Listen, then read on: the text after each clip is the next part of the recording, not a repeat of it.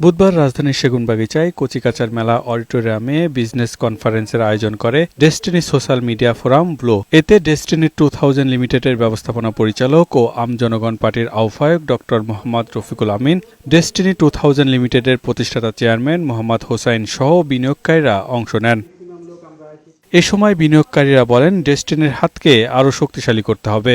দ্রুত গতিতে আমরা এই কমিটিগুলি কমপ্লিট করব, তাহলে আমাদের জনশক্তি বাড়বে। আমাদের ডেস্টিনি সোশ্যাল মিডিয়া ফোরাম ব্লুর হাতকে আরও মজবুত করব। জনগণের কাছ থেকে, আমাদের পরিবারের কাছ থেকে সেই লাঞ্ছনার গঞ্জনার ফেরত দেব আমরা সফলতা দিয়ে। অনুষ্ঠানে ডেস্টিনির প্রতিষ্ঠাতা চেয়ারম্যান মোহাম্মদ হোসাইন বলেন, আমাদের আগামী দিনের যে স্বপ্ন সেটাকে বাস্তবায়ন করতে হবে।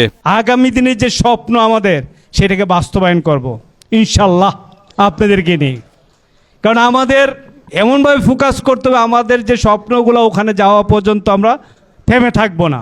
বিকেলে দ্বিতীয় অধিবেশনের শুরুতেই ফুল দিয়ে অতিথিদের বরণ করে নেওয়া হয়। এ সময় স্বপ্ন শহর নিয়ে ভবিষ্যৎ পরিকল্পনার কথা বলেন স্বপ্ন শহর প্রপার্টিজ লিমিটেডের ব্যবস্থাপনা পরিচালক খুরশিদ আলম অপু। এইটা হলো একটা বিনিয়োগের হাব।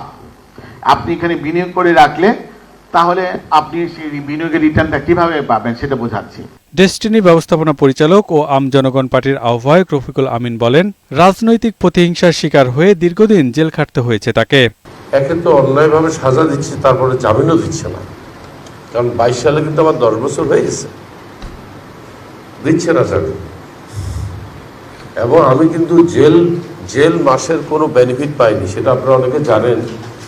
জেলখানায় যখন সাজা দিয়ে পাঠায় বছর শেষ হয় 9 মাসে, আমার তো এটা দেওয়া হয়নি।